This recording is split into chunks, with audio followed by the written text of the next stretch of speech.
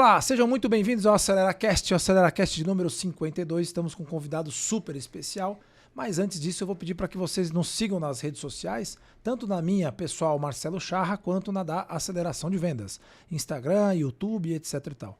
Aqui no YouTube, ia lembrar vocês de se inscreverem no canal, curtir, compartilhar e comentar se vocês gostaram ou tiverem alguma pergunta sobre o assunto que nós vamos tratar hoje de um convidado super especial que está aqui, Gleidson. Boa tarde. Boa tarde. Muito bem-vindo aí, muito obrigado. Vou fazer uma breve apresentação do Gleidson, que é um colega que a gente se conheceu na Startse, fomos para o Vale do Silício junto, sempre discutimos aí o futuro da inovação, dos negócios, então um companheiro de longa data aí e um profissional super exemplar e admirável que com certeza vai poder nos ajudar a discutir um pouco mais de vendas, etc. Mas antes de falar de vendas, a gente vai fazer uma breve apresentação. O Gleidson é um empreendedor, né? Se define aqui como apaixonado por resolver problemas na área de educação, saúde e gestão através de soluções de software. É CEO da eSig Group, vamos falar bastante, tive a oportunidade de conhecer lá uma super instalação, um time bastante grande, que é um grupo de tecnologia com clientes em todo o Brasil, formado pelas empresas eSig Software, Quark Tecnologia.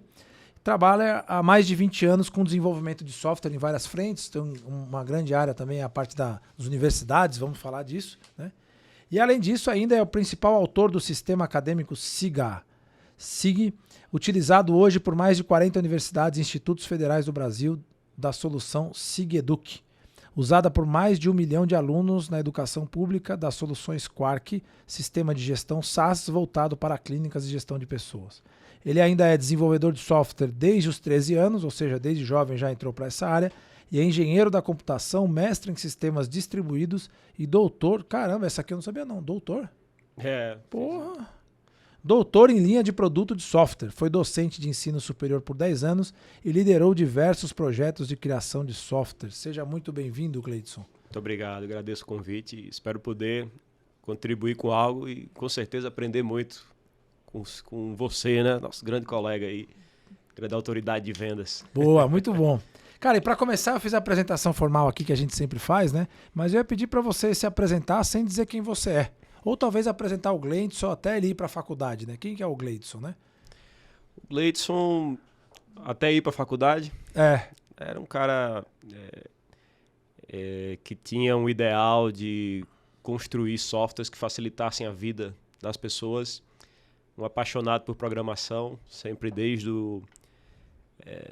a infância ali.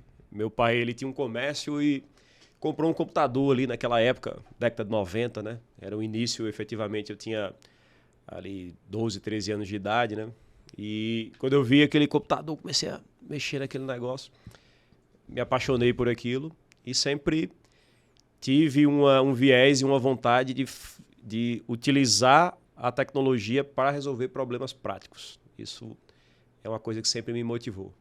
E você naquela época devia desmontar o computador, rádio, televisão, tudo, é isso? Ah, sim, eu tinha uma oficinazinha em casa, quebrava muita coisa e não conseguia montar de novo. Montar de novo, mas eu tentava.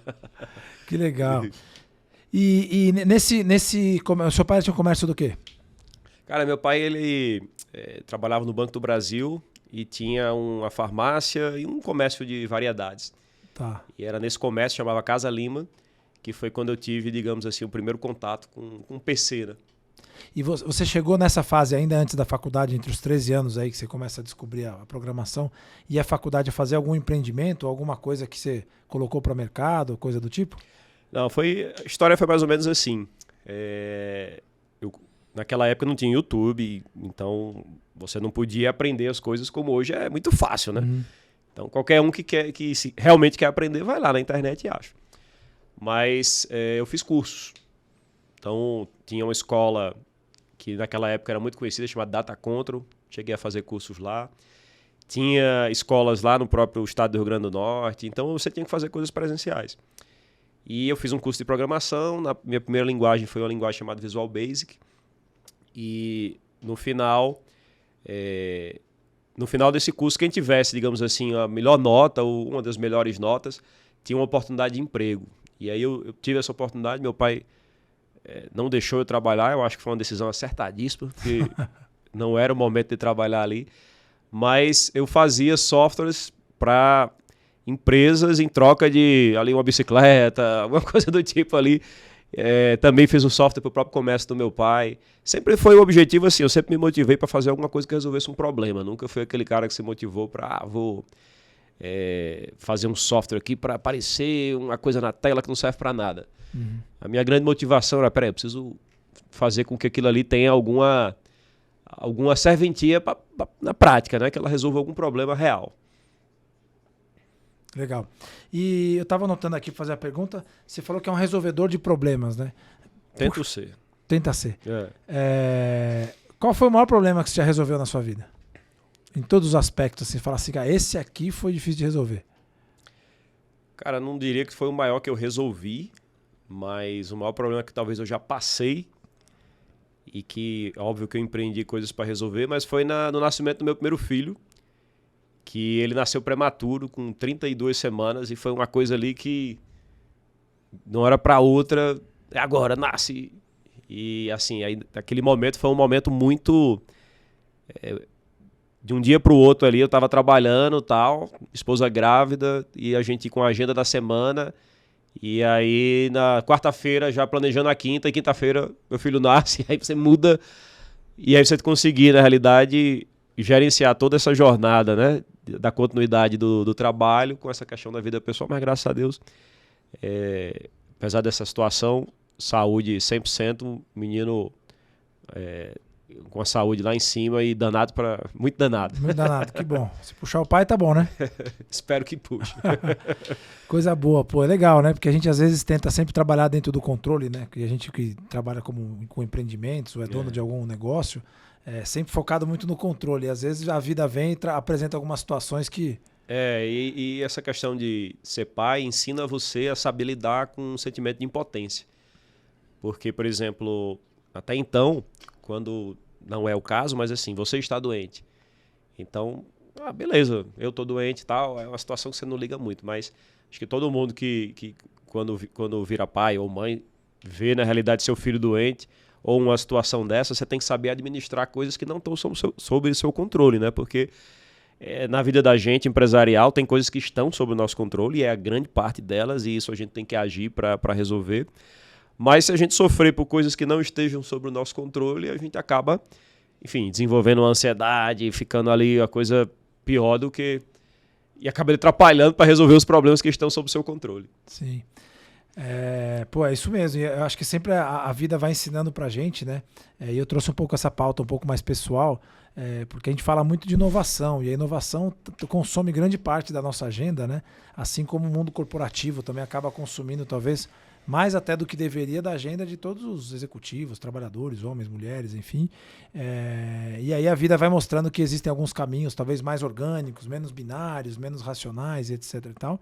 E aí, para avançar um pouquinho nesse aspecto, né, e já entrar na sua cadeira aí de empresário, dentro dessas questões humanas não gerenciáveis, né, a gente tem visto um problema recorrente no Brasil, especificamente, que é o segundo maior país com burnout no mundo. E isso tem a ver com vários aspectos, vários fatores, mas em geral, quando você pergunta assim, de quem que é culpa do burnout? Em geral, o cara fala, eu tenho um chefe tóxico. Né? Como é que você vê essa questão do ambiente, da vida pessoal das pessoas e do trabalho, e esse exercício, o quanto é responsabilidade da empresa, o quanto não é? Porque todas as pessoas têm essas adversidades que a gente comentou aqui, o quanto isso influencia no trabalho, o quanto é responsabilidade do trabalho ou não, né?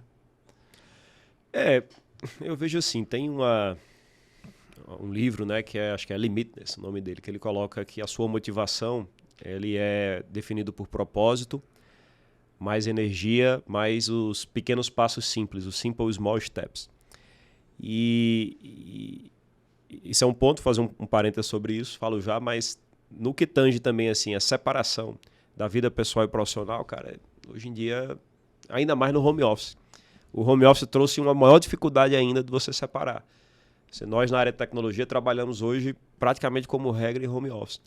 Então, antes até você dizia, o cara sai de casa, vai para o trabalho, voltou para casa. Mas agora, muitas vezes, você trabalha de casa. Então,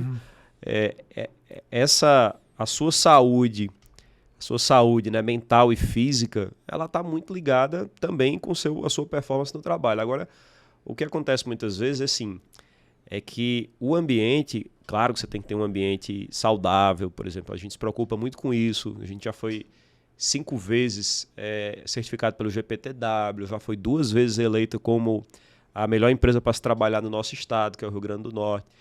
Mas mesmo assim, mesmo você tendo um ambiente extremamente favorável, digamos assim, um ambiente extremamente bem avaliado, eu não diria burnout, eu nunca tive, acho que casos assim, mas essa geração, a geração Z, né, vamos colocar assim, ela é muito comum você ver pessoas com sintoma de ansiedade, com ansiedade assim meio exacerbada. E isso, muitas vezes, quando a gente vai explorar, não tem tido situações com o trabalho, são coisas da vida pessoal e até às vezes a dificuldade, que é algo que, por exemplo, me preocupo muito também com a criação dos meus filhos, que você vê hoje, né, a pessoa está ali na tela, passa ali um history, 30 segundos, uma coisa, você não tem paciência, que é a paciência de saber que as coisas vêm no seu devido tempo. Não adianta se você se frustrar e querer juntar 9 mulheres para fazer um filho em um mês, não vai vir. Tem como. Não tem como. O parto, ele dura 9 meses. Então, muitas vezes, principalmente quando começa uma carreira, as pessoas assim acham que em 6 meses já vai estar ali disputando uma situação de direção ou já num cargo de liderança. Então, isso é uma coisa que faz com que muitas vezes as pessoas tenham, no ambiente de trabalho, desenvolvam uma ansiedade meio exacerbada. E na vida pessoal, aí vem outras coisas que tem muito a ver também com a criação, não é? E com esse cenário de não conseguir lidar. O mundo hoje é um mundo muito dinâmico, né? A gente tem o FOMO, né? As pessoas, muita coisa acontecendo, a coisa muito dinâmica, toda hora muda. E eu vejo que, agora é lógico, se você tiver um ambiente, que esse ambiente, além dos seus problemas e dos desafios pessoais, o ambiente favorecer a você não ter um bom ritmo, um bom ambiente de trabalho, com certeza isso vai piorar consideravelmente. E aquele parênteses que eu fiz da questão do propósito, né? A motivação é igual a propósito versus pequenos passos simples e energia, é também a pessoa cuidar do corpo, né? O camarada fazer ali uma atividade física, a pessoa colocar pequenos passos para... Por exemplo, os pequenos passos têm muito a ver com a carreira. Eu quero aqui, em 6 meses, já estar ganhando não sei quanto. Cara, pequenos passos, estabelece pequenas metas. Ao invés de você querer sair de um analista júnior, já tem que ser sênior. Na área de tecnologia, às vezes eu digo que assim, a carreira tem que mudar agora, porque antes era júnior, pleno e sênior. Então, os caras querem chegar em sênior tão rápido que a gente tem que fazer júnior, pleno, sênior, Jedi. Aí tem que ser os Saiyajin 1, Saiyajin 2 e tal, até... Porque, assim, o que eu vejo mais nessa geração é a ansiedade. E um ambiente de trabalho inadequado, com certeza, piora isso tudo. Sim. Na nossa leitura, a gente tem discutido isso bastante aqui, assim, com várias empresas. Na nossa leitura, existe também até uma especialista nossa, que é a doutora Flávia, né, que atua junto com a gente, ela fala da medicina do estilo de vida. Que muito do estilo de vida pessoal também do cara ajuda, somado a um trabalho que não tiver um ambiente favorável, obviamente vai piorar. Mas que é um contexto, né? E é natural do cara só colocar a questão do burnout no trabalho, né? Porque o cara aí o cara fuma, o cara bebe, o cara não faz um esporte, enfim, dorme tarde, etc e tal, e isso tudo acaba sendo culpa ou da responsabilidade do trabalho, coisa do tipo. Mas legal que você falou aí dessa questão do esporte, né? E você também pratica squash, né? Isso. E agora a gente estava conversando aqui um pouco antes, estava comentando de eventualmente caminhar para competições, etc e tal. A gente aqui na Aceleração é muito fã do esporte, né? A gente entende que ele ensina pra gente. Eu gosto sempre de dizer o seguinte, que o esporte ele te dá pequenas derrotas todos os dias. Ou seja, a sua autorresponsabilidade de não treinar hoje, amanhã vai ser mais difícil porque você não treinou hoje. E aí não tem como você jogar a culpa mais o meu chefe, mais a minha esposa, mais a minha filha. Você acordou, treinou, amanhã vai ser mais fácil. Não acordou, não treinou, vai ser mais difícil.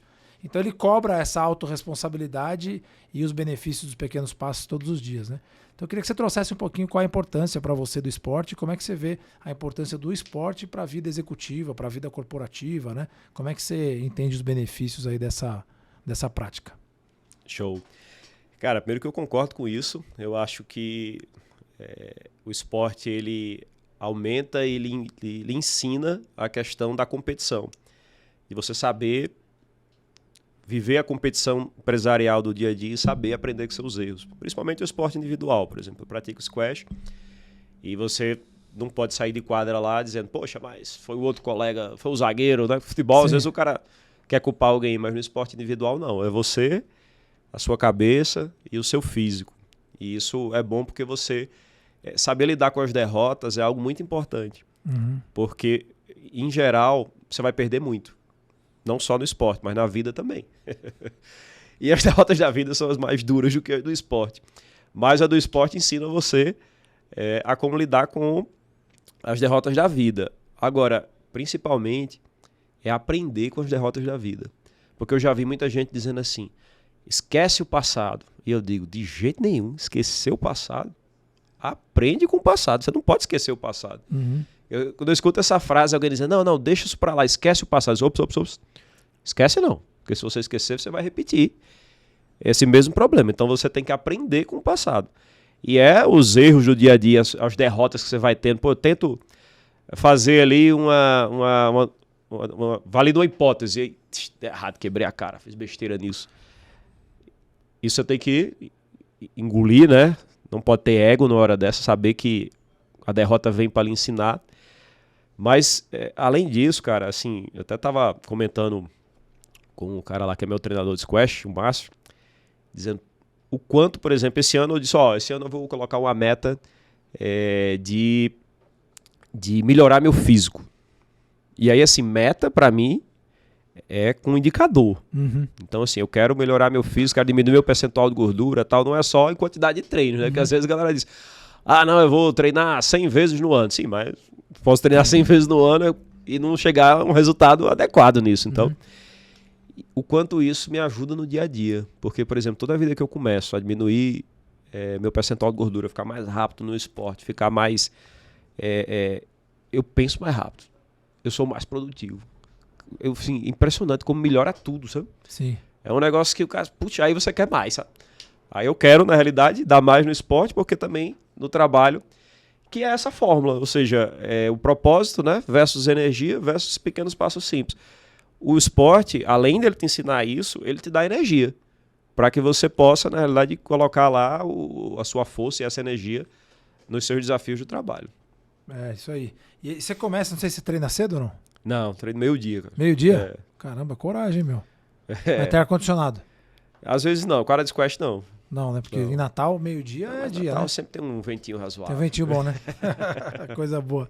E eu treino cedo, então eu gosto porque a primeira tarefa do dia é concluída, né? Então você já treinou, eu já fiz a boa do dia e de fato acorda mais energizado, já chega no trabalho, etc e tal, né?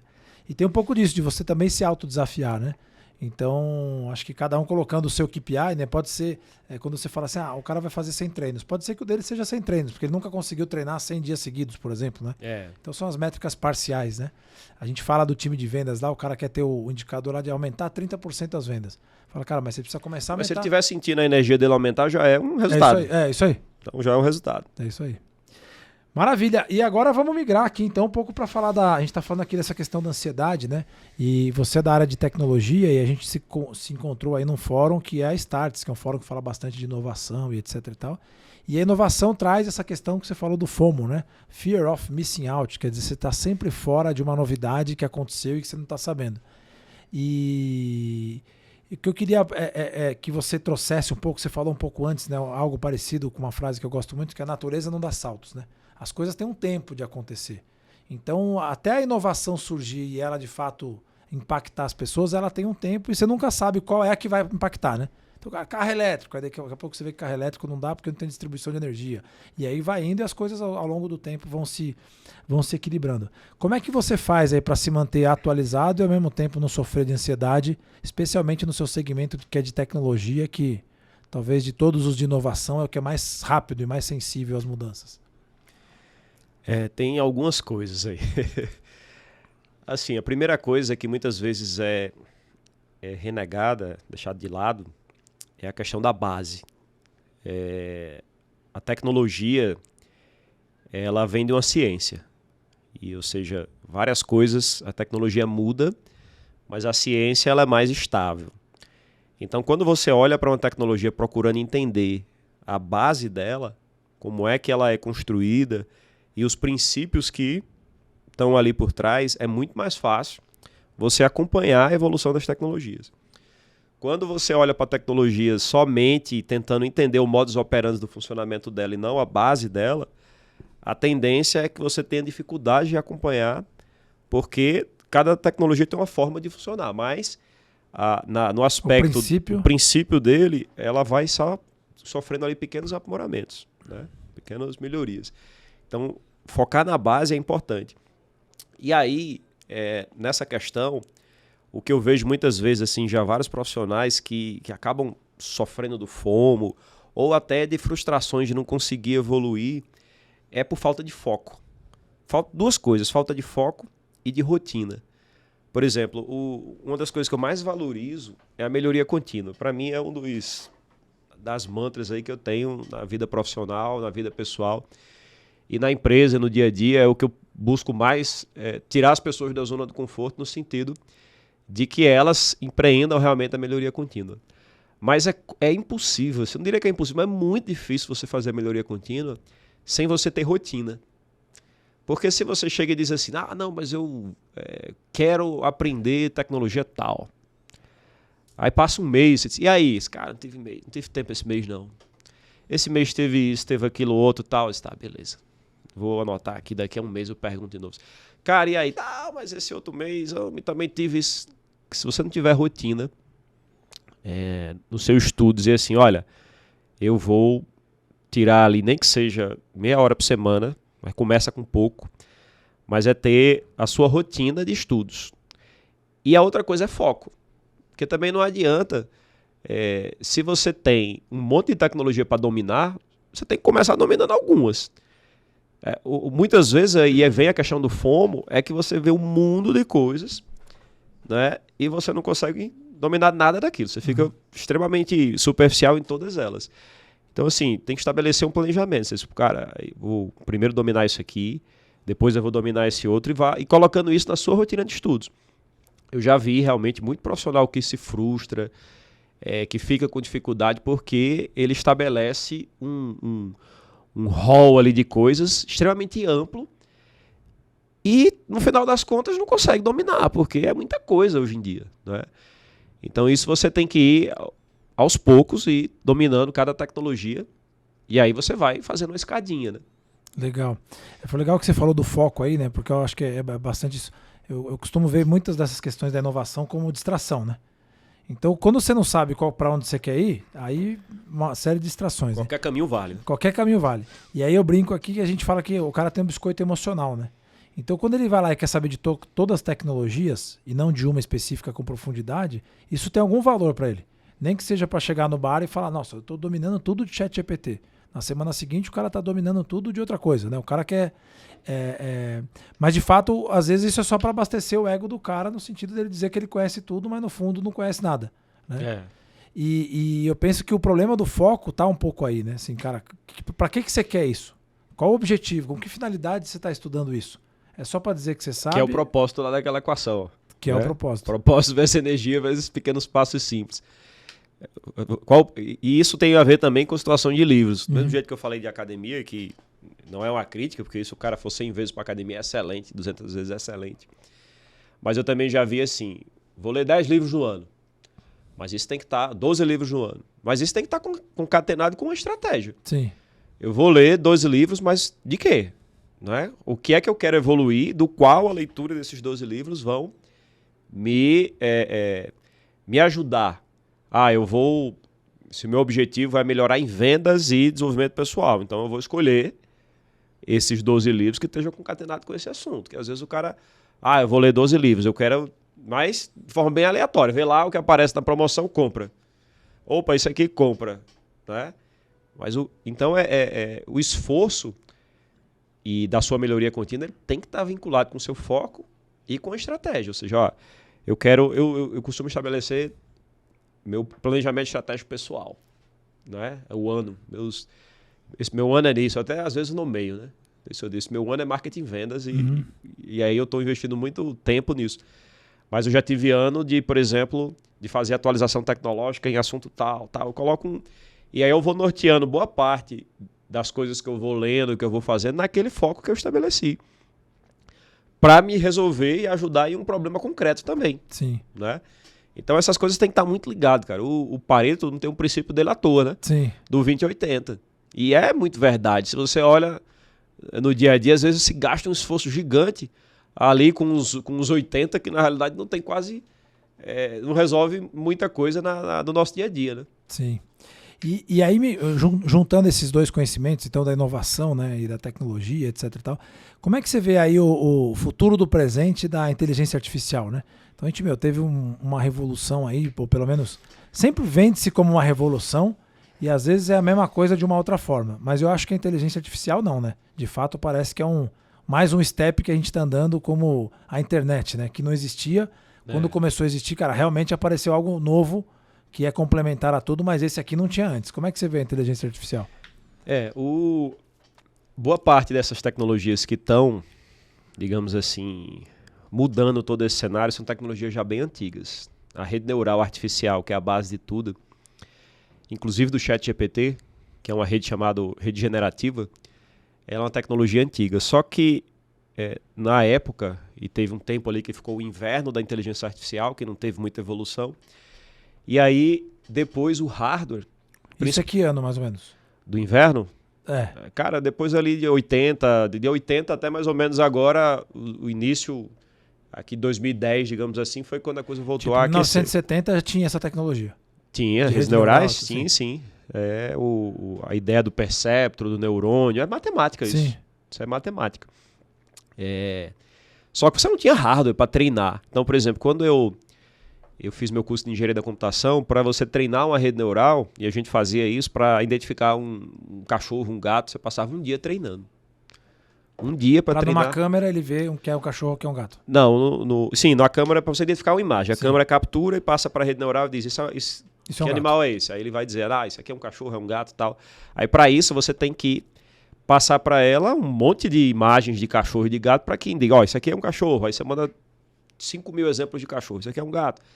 Aí ela aprende matematicamente a fazer aquelas correlações, certo? Antes do boom da inteligência artificial, nessa última década, da década passada, a gente passou ali mais ou menos em 2010, ali até mais ou menos 2015, 2016, só se falava em um outro termo, que é o combustível da inteligência artificial, que era o Big Data. Big Data, todos os eventos de tecnologia eram sobre Big Data, né? E aí, por quê? Tratar um conjunto de dados. E a inteligência artificial precisa de dados.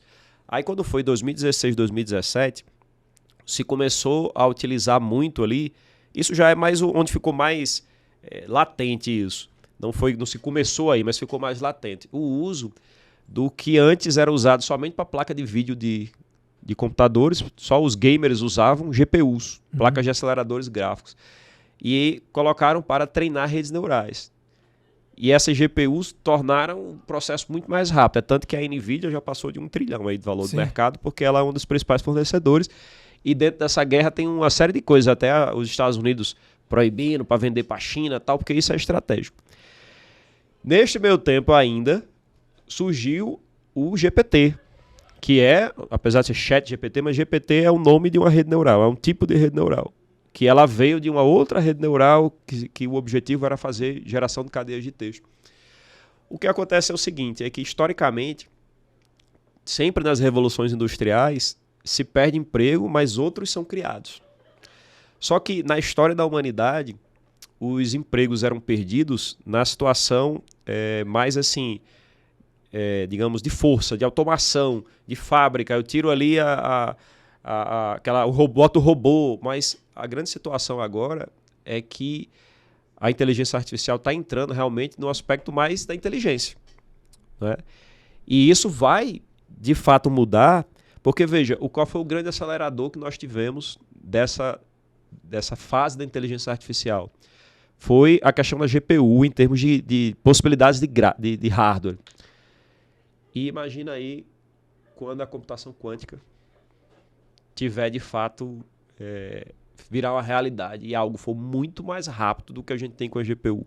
Quais são as possibilidades que a gente vai ter com o uso da inteligência artificial? Então, é preocupante no sentido de que a gente tem que ficar acompanhando. Todo profissional tem que estar acompanhando a evolução da inteligência artificial. Na minha área, por exemplo, galera de tecnologia e desenvolvimento de software. O desenvolvedor, o cara que se preocupava simplesmente em codar. Ah, não, meu trabalho aqui é ler uma especificação de requisitos, é ler uma história do cliente e desenvolver um software para aquilo. Cara, algoritmos simples, o ChatGPT faz muito mais rápido e melhor do que ele. O cara que não entender que ele tem que resolver, entender do negócio do cliente, do problema realmente do cliente, esse aí vai perder o emprego, com certeza. Eu não acho que a inteligência artificial, principalmente na área de desenvolvimento, ou seja, até na área de vendas também, vamos falar na área de vendas, muita coisa já está sendo automatizada. Então, assim, o trabalho do SDR, de você qualificar um lead, cara, tem muita ferramenta para isso e vai ter cada vez mais. E os chatbots vão ficar cada vez mais inteligentes, porque a grande questão é de você fazer ali se o cara notar que está falando com um robô, e ali ele fizer uma pergunta ou tiver uma objeção e aquilo ali não for retirado, em geral você vai perder aquele lead e tchau. Sim. Então, os chatbots estão ficando cada vez mais inteligentes.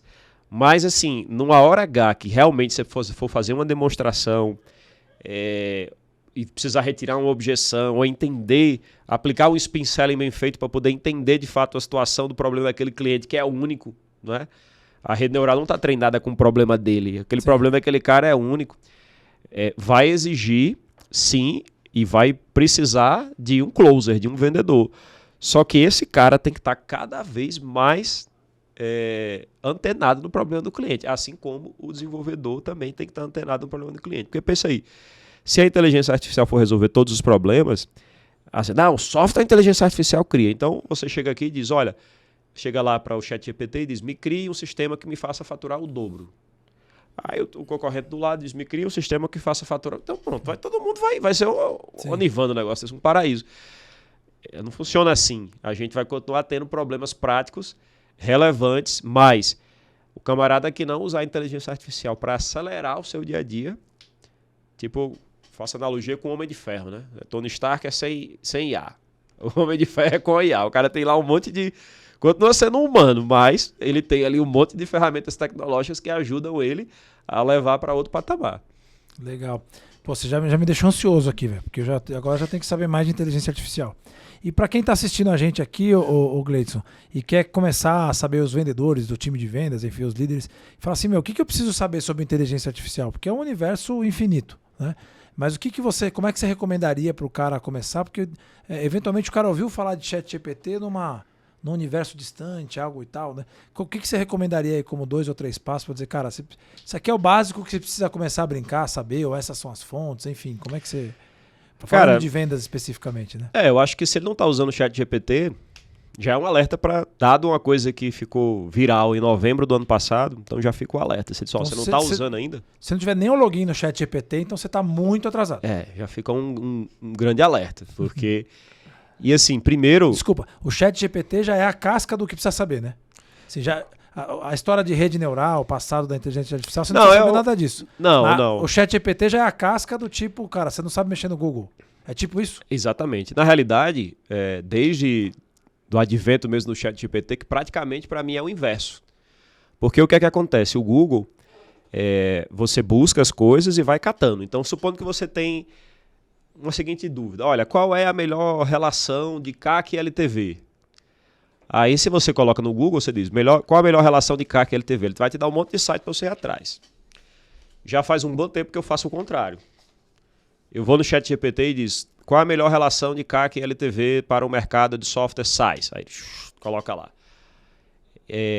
Cite 3 exemplos de não sei o que, tal. E o Google é a segunda fonte. Ela serve...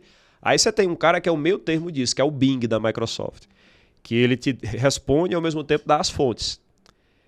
E aí você já tem o outro, que é o Google Bard, que também ele busca competir com o ChatGPT, mas ele está mais atualizado. Então, assim, entender realmente como é que funciona a rede neural, isso aí não é o objetivo da grande maioria das pessoas. O cara de tecnologia que olha para o ChatGPT, por exemplo, quando o ChatGPT saiu, a primeira coisa que eu fui fazer fui ler o artigo, que era o lá do Attention, que fala de como funcionavam essas redes e fui entender ou procurar saber como era a rede neural GPT. Porque é minha área, então espera aí, deixa eu atrás desse negócio que parece mágica, né?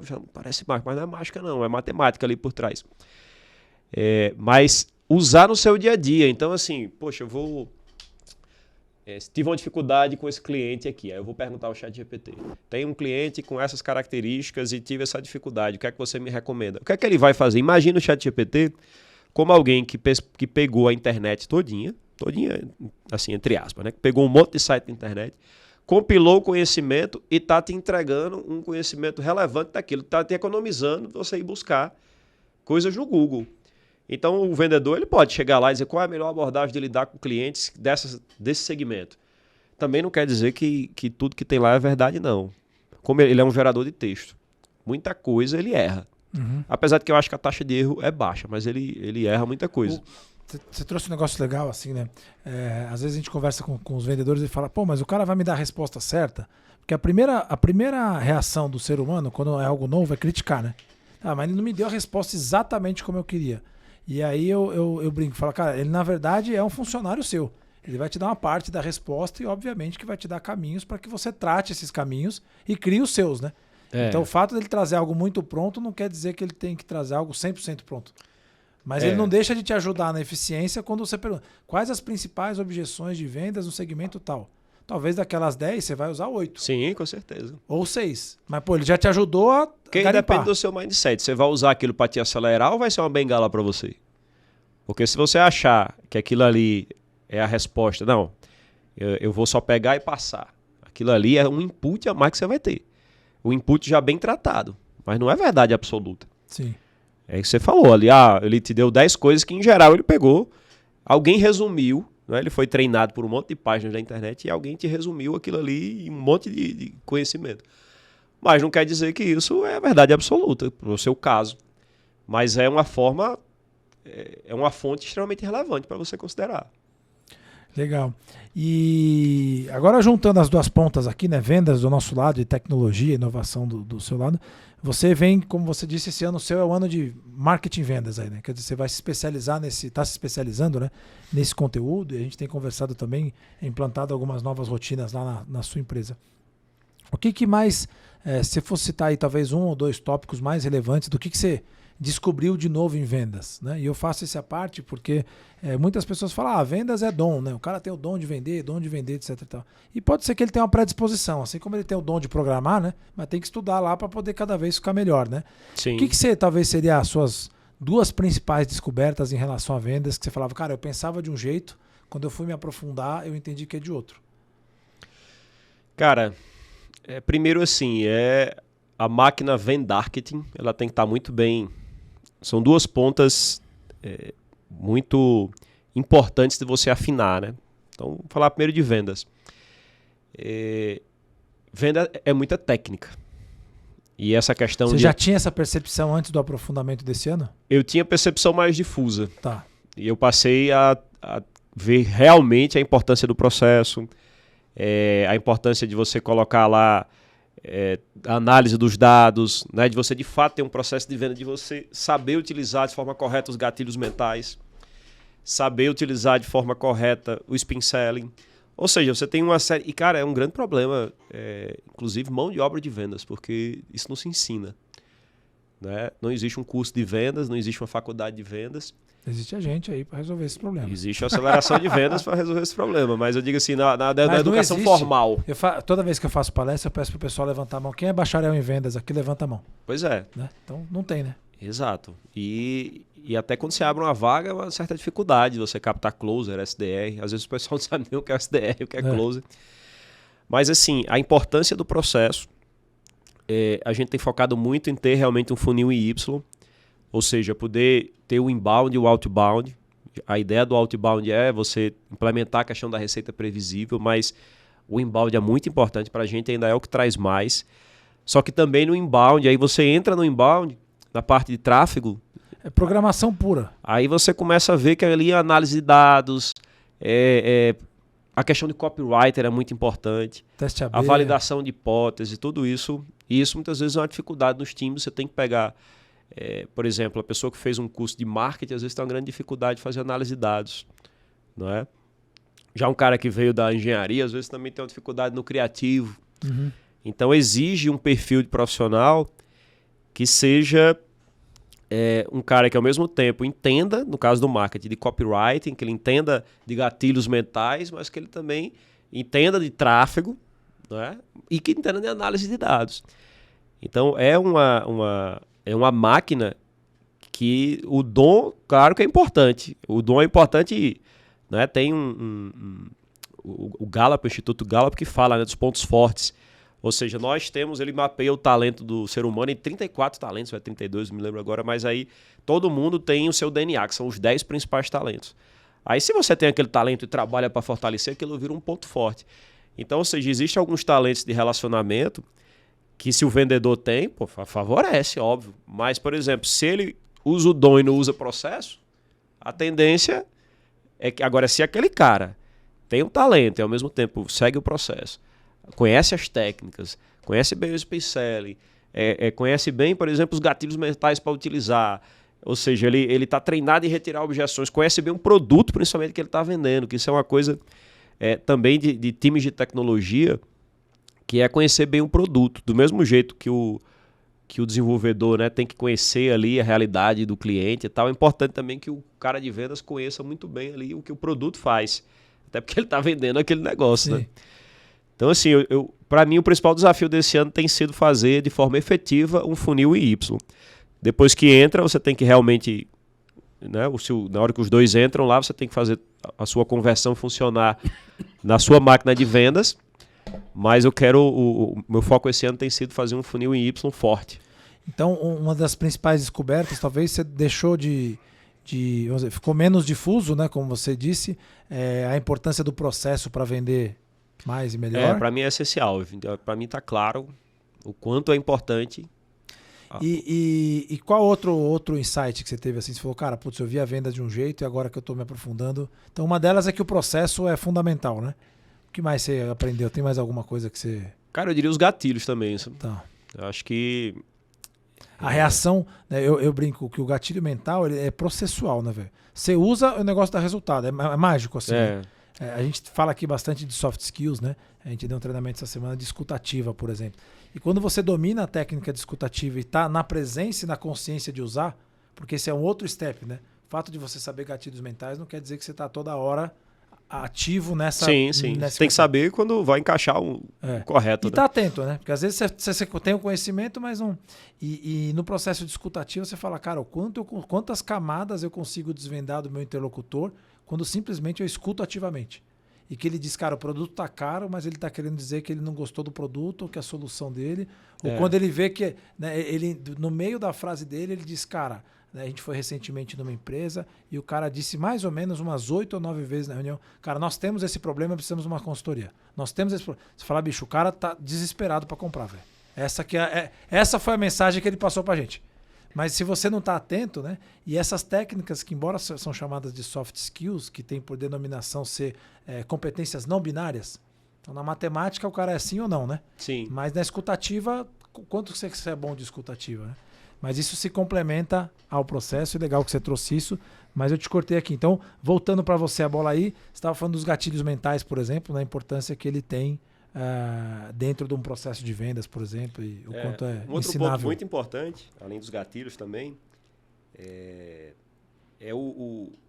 principalmente na parte de venda de software, o vendedor, o closer principalmente, né, que seria o vendedor, ele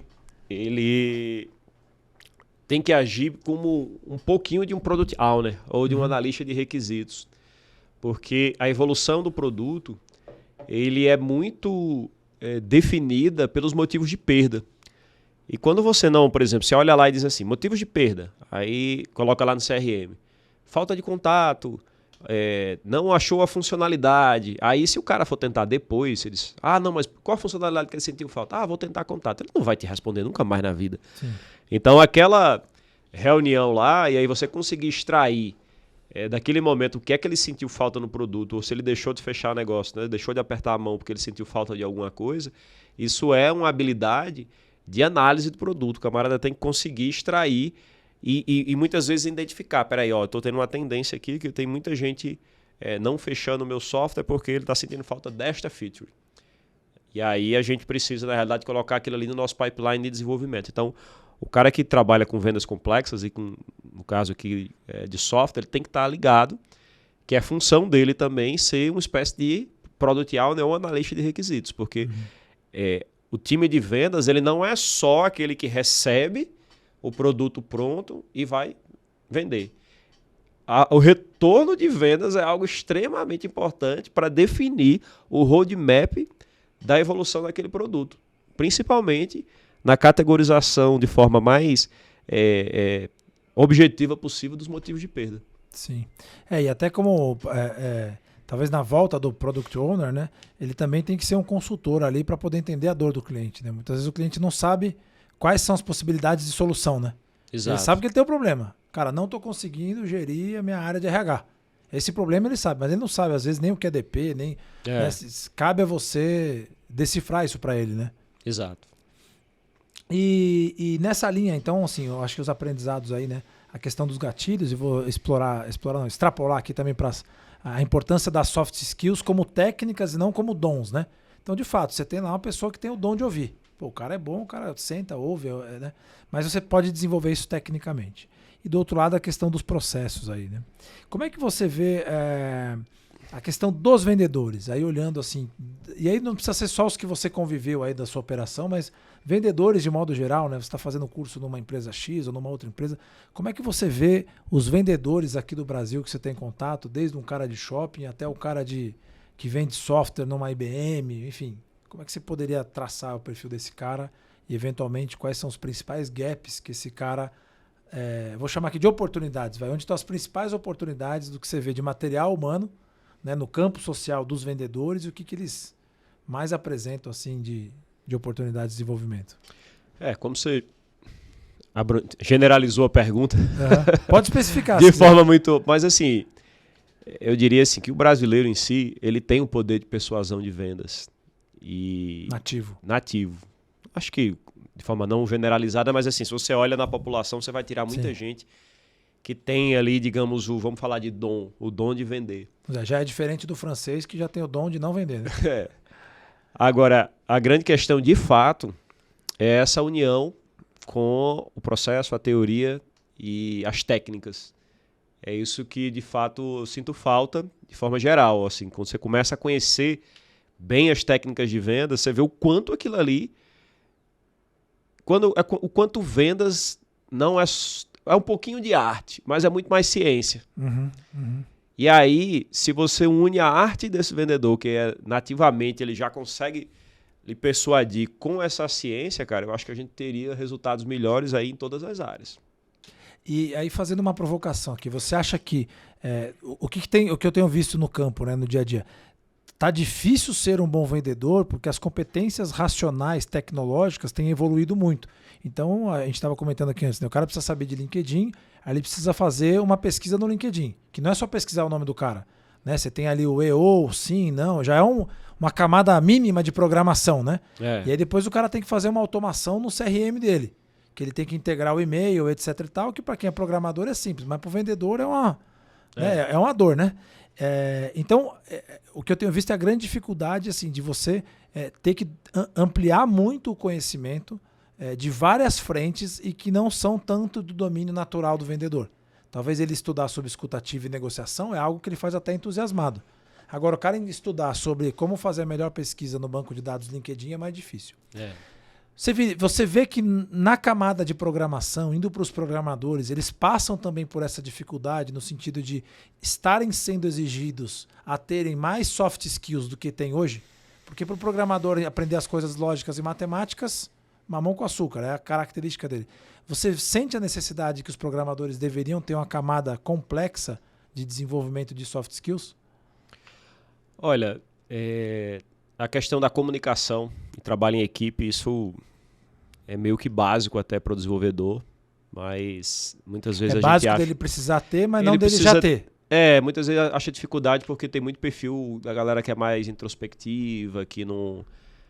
que é muito na dele e tal, e quanto mais você tiver esse perfil de comunicação e o senso questionador, principalmente, o senso questionador acho que é um dos aspectos importantes para todo mundo, né? Para vendedor, e tem um outro livro que é assim, os 5 desafios de gestão de equipes, que ele coloca que existe uma pirâmide lá e a primeira delas é a questão da confiança. As pessoas, talvez por falta de confiança, elas vão ali vão participar de uma reunião, aí diz, olha, tem isso aqui, todo mundo entendeu? Aí, sim, né? Balança a cabeça e se mostra ali como se fosse invulnerável, mas no final das contas ele tá cheio de dúvida, não entendeu ali de forma 100% as coisas e não questiona. E aí eu até gravei um vídeo lá que tá no meu Instagram que coloca assim, ó, remetindo até uma pergunta de um professor de matemática que eu tinha antigamente, que é melhor você fazer uma pergunta besta, né? Porque o besta é aquele que não pergunta. Então, tanto para o cara técnico como o próprio vendedor também, é o senso questionador, porque na venda, muitas vezes, chega lá e diz, não, mas esse cara aqui não se interessou pelo produto, que ele já disse que tem outra solução que resolve esse problema. Poxa, mas não conhecia, mas como? Não perguntei não. O vendedor, o cara olha, você só tem atenção daquele cara naquele horário, naquela hora. Se você não fizer as perguntas ali, você não faz mais nunca. Então você tem que obter. E o desenvolvedor, ele é meio que uma coisa assim. O vendedor ele tem que ter algumas competências, né? Cada vez mais os profissionais estão se unindo num conhecimento generalista que todo mundo tem que ter.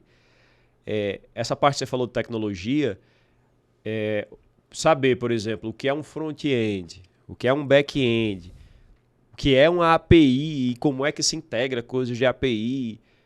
Eu não preciso saber fazer, mas eu tenho que saber o que é. Então, quando o cara diz assim, não, meu sistema tem API e o seu também tem API, então já se integram nativamente. Não é assim, porque a API é só a forma de eu comunicar com o sistema. Se eu quiser botar os dois para se comunicarem, eu tenho que fazer alguém que vai se comunicar com um e comunicar com o outro. Não é saber o que é um front-end, um back-end, isso é conhecimento que não só na área de vendas, mas que todo mundo hoje em dia que trabalha em qualquer tipo de produto tecnológico tem que saber. E do lado do cara de tecnologia, ele tem que desenvolver as habilidades dele de comunicação, principalmente para entender o problema do cliente, entender o produto que ele está fazendo. Se ele for um cara só de bits e bytes, ele vai sofrer, porque cada vez mais a inteligência artificial vai conseguir criar bits e bytes ali do código, né, da linguagem de programação, mas entender bem da área e do problema do cliente. Se o cara entende dos dois, é o profissional que já se esperava antes, certo? Isso não é novidade, não. O fato do programador, desenvolvedor entender do negócio é uma valorização que sempre, os caras que fez isso sempre foi diferenciado.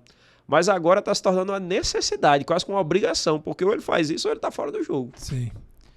Legal. E você tem um time bem grande lá, né? Quantas pessoas tem hoje na empresa? Cara, em torno de 250 nas duas. 250, é bastante gente, né? E quais foram os seus principais desafios, pensando um pouco no começo da sua liderança, né? Quais foram os principais desafios para você liderar um time assim, né? As principais dores que hoje, conscientemente, você fala, cara, esses 3, 4 ou 5 pontos aqui, lá no começo eu derrapava, mas no meu processo de autoconhecimento e autodesenvolvimento, eu vim me organizando aqui. Hoje eu já não cometo mais, né? Se eu tivesse aqui trazido por escrito, eu ia abrir aquela lista. Tamanho do mundo aqui de uma coisa. capivara. Eu disse, cara, é muita coisa, assim.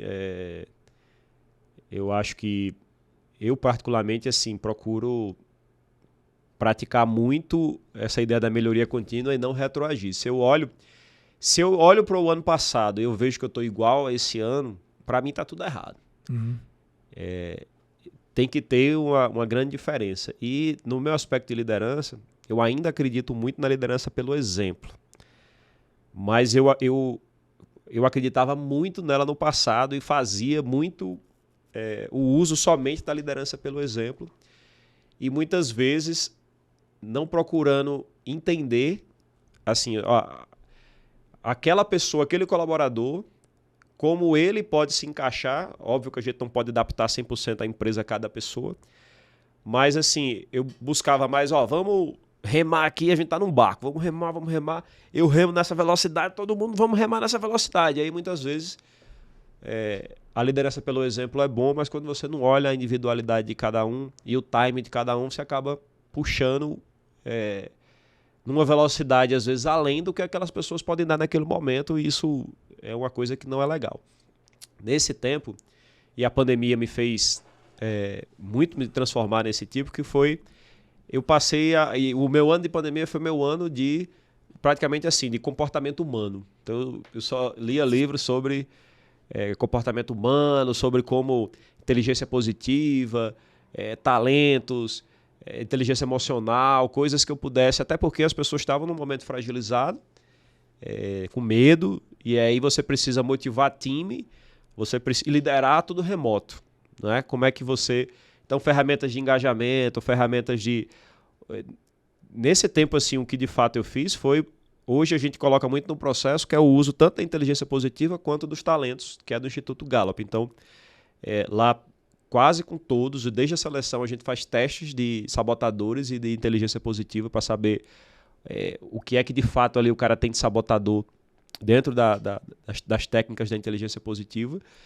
E na gestão eu também faço os testes de talentos. Eu sei, por exemplo, esse cara aqui é estratégico, esse eu tenho ativação, não é que são esses 32. E aí eu procuro extrair ao máximo dentro da zona de talentos do cara. Eu também não costumo aceitar e também não me aceito e não quero, que é a ideia da mediocridade. Mediocridade parece uma palavra feia, mas é você aceitar ficar na média ou abaixo da média. É isso que né? Você ser muito mediano. E tem situações que a gente precisa, de fato, dar uma puxada, mas basicamente foi isso, foi utilizar a inteligência positiva, a inteligência emocional e a questão de zona de talentos e olhar para a importância do one-on-one, né, com os colaboradores, de você ter PDI ali para você acompanhar, todo esse processo. Eu acho que cada vez que eu olho realmente para o ano passado, eu digo, putz, o quanto eu evoluí. Você diria que a liderança é a questão do exemplo aí, que você acabou comentando, né? E que também tem a parte processual para os exemplos, para a liderança, né? Assim como tem no soft skills, né? Quando você fala, né, os testes Gallup, quer dizer, existem ferramentas, né, que ajudam, né? Sim. Quer dizer, o líder não precisa ser um mago que tem que descobrir qual é a potencialidade do cara só, né? Ele pode ter a sensibilidade, ele tem que usar claro, a ciência, né? Mas a ciência está aí para isso, né? Exatamente, ele tem que usar. Legal. E você acredita em coach? Defina qual coach você está... Coach é coach. Coach técnico, né? O coach. Cara, ajuda, sim. Legal. Ajuda. Eu faço essa brincadeira porque tudo isso que a gente está falando são aspectos de desenvolvimento, né? E a gente, quando você comentou, eu faço squash, aí você tem um coach, né? Sim. Mas as pessoas levaram o coach porque, de fato, acabou sendo absorvido por um outro caminho aí, né? Isso que eu coloquei o defina, porque às vezes, assim, tem gente que leva pelo lado... Porque, assim, tem certas situações que as galera se autodefinem. Sim. Eu sou um coach e tal. Mas, assim, aquele que, de fato, tem background, né? Que é o treinador, aquele cara que te leva pra frente, ou que muitas vezes as pessoas passaram a usar de mentor, né? Sim. Não, vamos botar o mentor, que pra é mais... Pra poder dar uma melhorada, pra poder mais... Cara, você sempre tem que estar melhorando. Sempre tem alguém melhor do que você.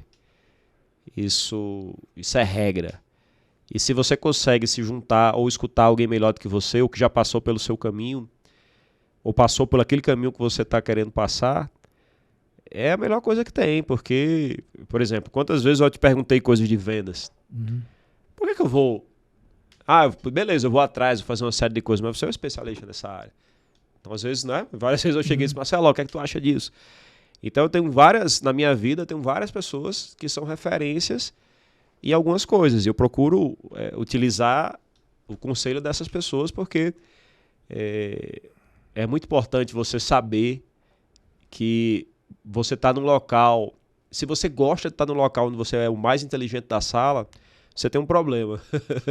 Eu prefiro estar em locais onde todo mundo é melhor do que eu. Sim. Porque são os locais que eu mais aprendo.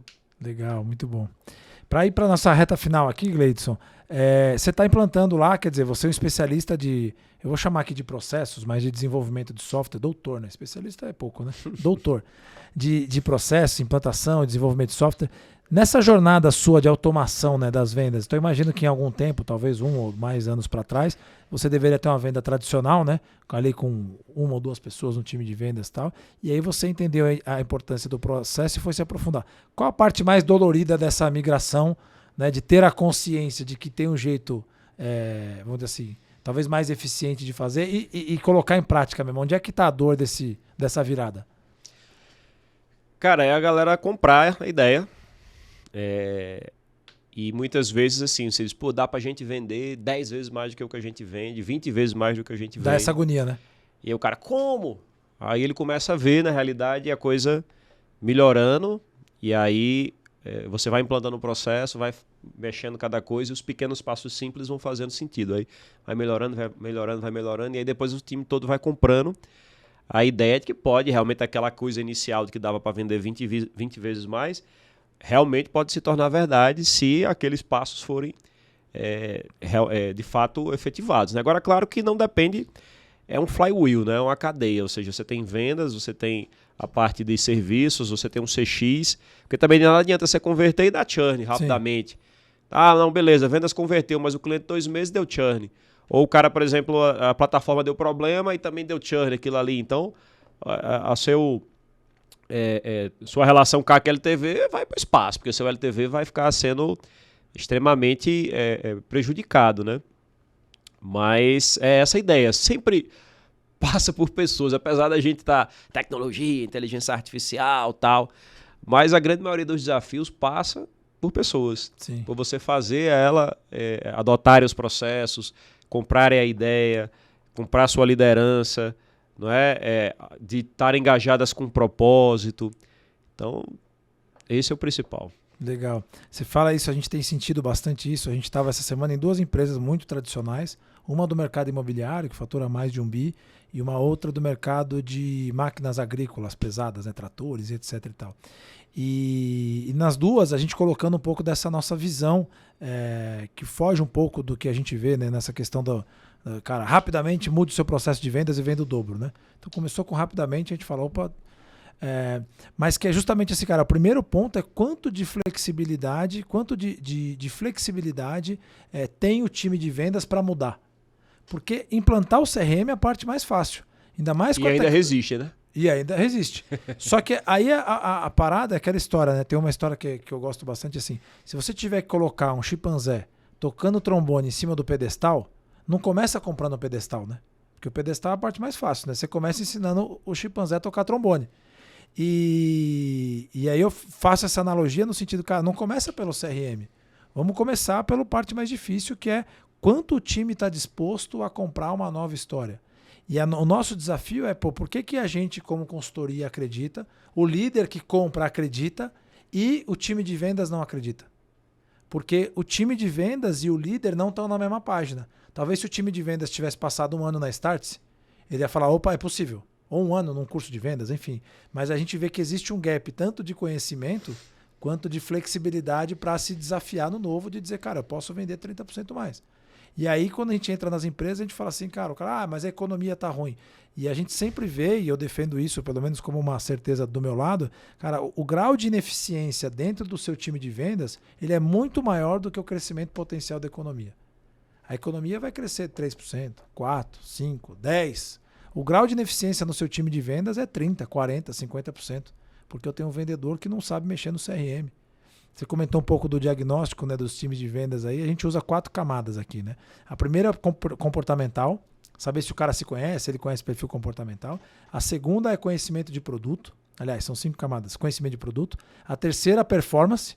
Porque a gente precisa saber qual é o vendedor bom, qual é o vendedor ruim, não pela rádio peão, né? Pelos números ali, né? Pelo roleplay. Pelo roleplay, vendo o cara jogar, né?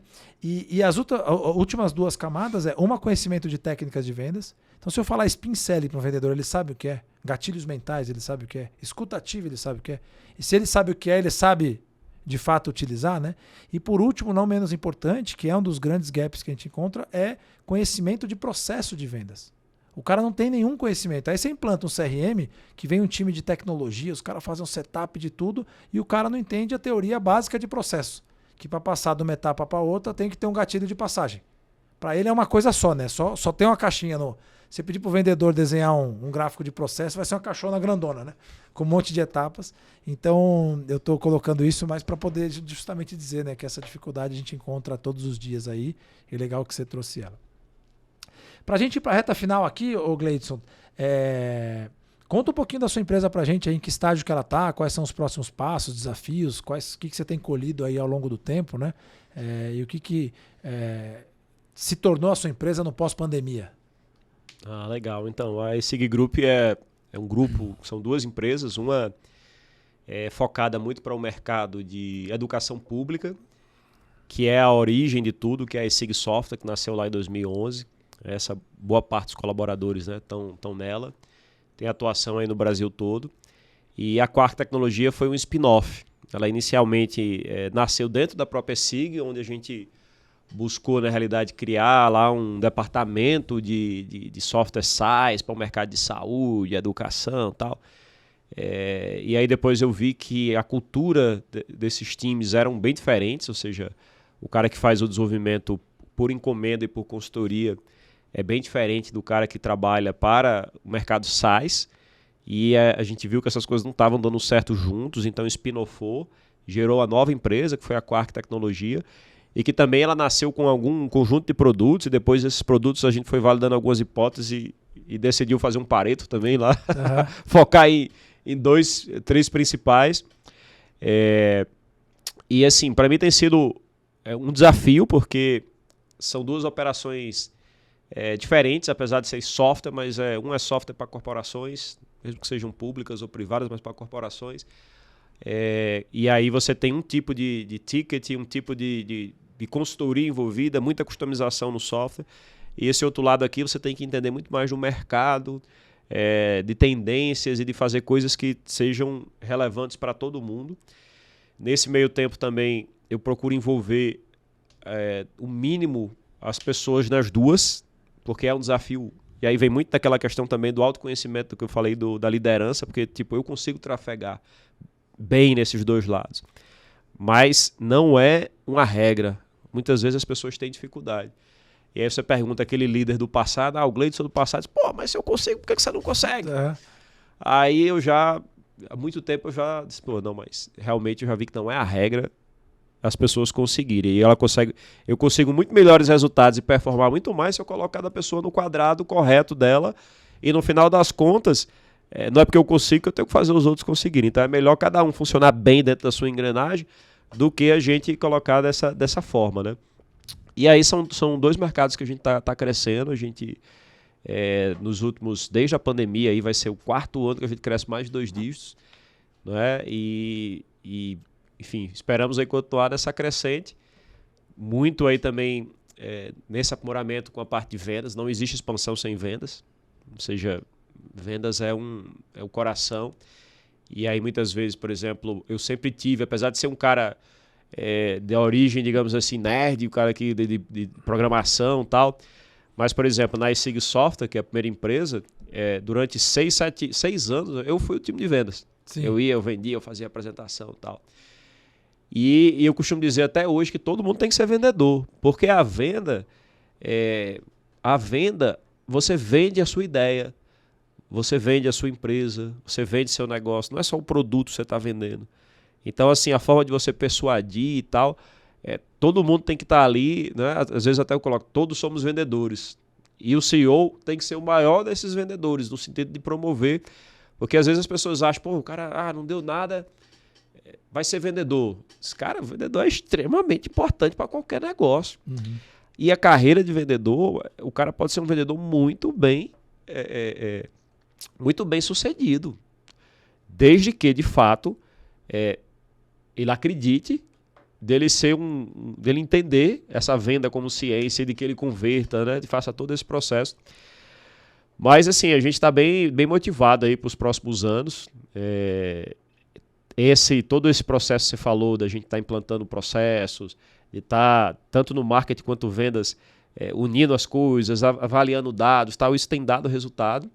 E eu acho que é só o início de tudo. E no meu caso, assim, é porque, como eu acredito muito na liderança pelo exemplo, eu acredito muito na liderança participativa. Tem um time, tanto de marketing quanto de vendas, são pessoas extremamente competentes, mas eu sou curioso por natureza. Então, se eu vou me envolver muito com a área, eu fico com a energia de querer conhecer melhor aquela área, não no sentido de intervir, mas no sentido de ajudar. Não é uma desconfiança com o time, mas é de você se colocar à disposição para ajudar, porque quando você domina o assunto junto com as pessoas que são especialistas da área, o debate de ideias é muito mais profundo do que você ficar um líder extremamente generalista. Ah, não, mas eu quero melhorar meu time de vendas, mas ó, eu não entendo de vendas não, isso aí é com vocês. Pô, cara, para mim isso não é liderança efetiva. Pô, se eu estou aqui me propondo a melhorar as vendas, e eu sei que todo mundo aqui tem que fazer melhorias nisso e estudar, eu vou estudar junto e vamos fazer junto aqui. Tá? É lógico que a atribuição principal é do time, mas eu acredito muito nessa liderança também participativa. E isso eleva o debate das ideias e aí um time pensa melhor do que uma cabeça só, né? E com o líder junto, o processo de decisão vai mais rápido também. Exatamente. O cara não precisa te convencer do negócio, você já tá vendo ali, já entende da dor, né? Queria fazer uma pergunta que a gente estava comentando aqui antes, né? Um pouquinho antes, a questão do growth, né? Que muitos, às vezes, se entende se o growth é só uma questão de marketing ali pontual, né? E tem um vídeo esqueci o nome dele, da CIMED, que ele fala assim, cara, quando eu comecei a vender aos sábados, porque eu ganhei um mês a mais no ano, né? Porque ninguém trabalha ao sábado, ele começou a botar o time para trabalhar, ele falou, cara, trabalha 2 sábados, já dá um mês a mais, né? Ele falou, tinha que botar todas as outras áreas juntos, porque não tem só como vendas evoluir. Porque senão chegar na segunda-feira os pedidos estão lá, e quem vai avaliar o crédito? Né? Então, é uma questão, uma mentalidade mesmo, uma cultura, né? Então eu queria que você falasse isso um pouquinho, que eu acho que é super legal esse conceito do growth aí, de modo espalhado pela empresa. Pois é. Quando você olha o próprio título do livro, aí ele coloca assim, né? Growth Hacking, uma metodologia de marketing e tal. Mas quando você começa a aprofundar no growth, você vê que marketing é só um pedaço. Porque o growth, na realidade, é uma cabeça de experimentação. É você, primeiro, né, ter a cabeça de crescimento, mas ter a cabeça de experimentação. E isso bypassa todos os setores da empresa. Seja na aquisição de clientes, seja, por exemplo, no processo de onboarding, né? Seja na parte de retenção de clientes, seja você descobrir o uso da ferramenta, de quais são aquelas features que são mais importantes. Então, ou seja, e aí é que vem, porque se você fizer growth ou quiser implantar growth e o cara não tiver um mínimo de conhecimento de tecnologia, de forma assim, aquela base no time todo que as pessoas têm que ter um mínimo, não vai conseguir. Aí você vai acabar tendo que ter um cara que é especialista em growth hacking, que vai ter que passar em todos os setores. Mas quanto mais... Essa parte, por exemplo, viu lá em São Francisco, lá no Porra, programação está na escola. Sim. Esse cara aprende a programar na escola. Então, isso é algo que é importante a gente ter em mente, que é um conhecimento básico, assim, como matemática, Mas o growth, ele é um pensamento. Ele é um mindset. E ele tem que pegar, tanto em vendas, quanto marketing, quanto produto, quanto a parte de CS, o time de atendimento, todo mundo tem que conhecer e comprar ideia. Né? Sim. Muito bom, Gleidson. Obrigado pela sua presença aqui. Eu vou fazer a última pergunta, penúltima, na verdade. O que você diria, né, se você encontrasse o Gleidson lá de 13 anos, desmontando o primeiro computador do seu pai lá, o que você diria para ele que hoje, com um pouco mais de experiência, talvez seria legal dele ouvir? Para o Gleidson, 13 anos, o que é que eu diria para ele? Um conselho? Você quer que eu dê um conselho para ele? Isso. Cara, boa pergunta. Boa pergunta. Ainda bem que ele pode cortar ali depois, que agora eu vou pensar. Não pode dizer que é para torcer para América de Natal, né? Talvez ele mandaria você trocar de time, né?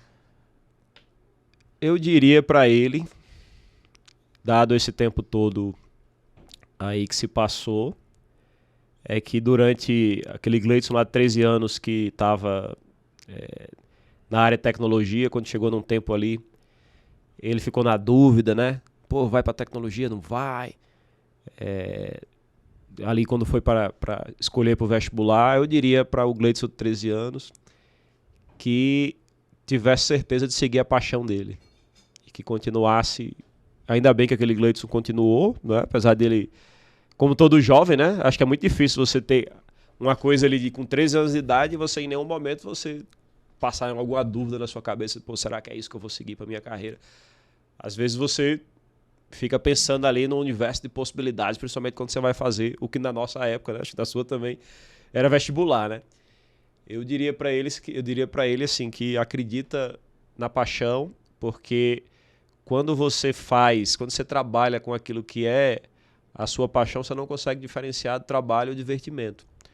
E isso muitas vezes, até a minha esposa, que também é minha sócia, às vezes ela diz, mas como é que você... Às vezes eu estou estressado ou alguma coisa e tal, aí eu pego um sábado à tarde e vou desenvolver alguma coisa, vou programar no sábado à tarde. Isso é um doido. Não, mas é porque eu gosto. Aquilo me relaxa, aquilo é uma... Então, assim, quando a gente, da vida da gente, segue e faz aquilo que a gente é apaixonado, cara, a gente nem vê o tempo passar e a gente parece que não está trabalhando, porque você não consegue diferenciar entre o trabalho e o divertimento.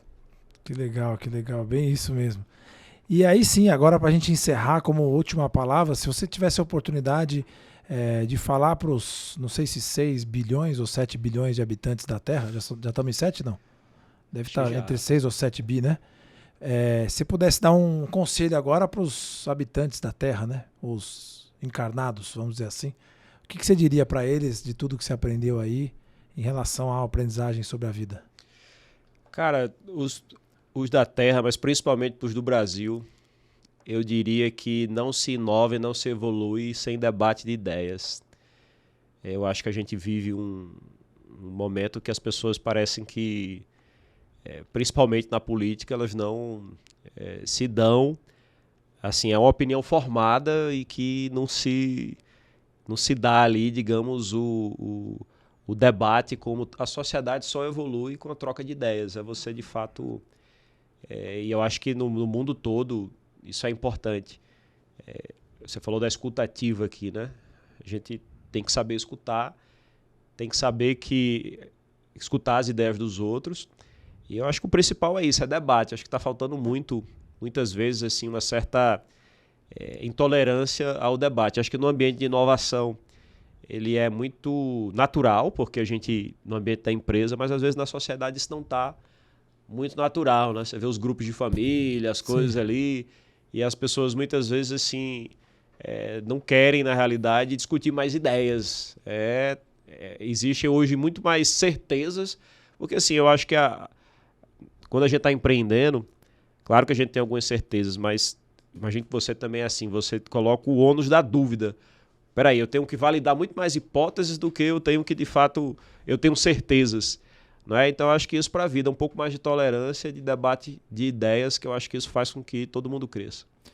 Muito bom, maravilha, Gleidson, muito obrigado pela sua presença aqui no AceleraCast, foi um prazer enorme, tinha conteúdo aqui para a gente ficar a tarde inteira falando, mas já foi muito bom, fica a oportunidade, o convite para quando você estiver aqui oportunamente a gente gravar mais um podcast.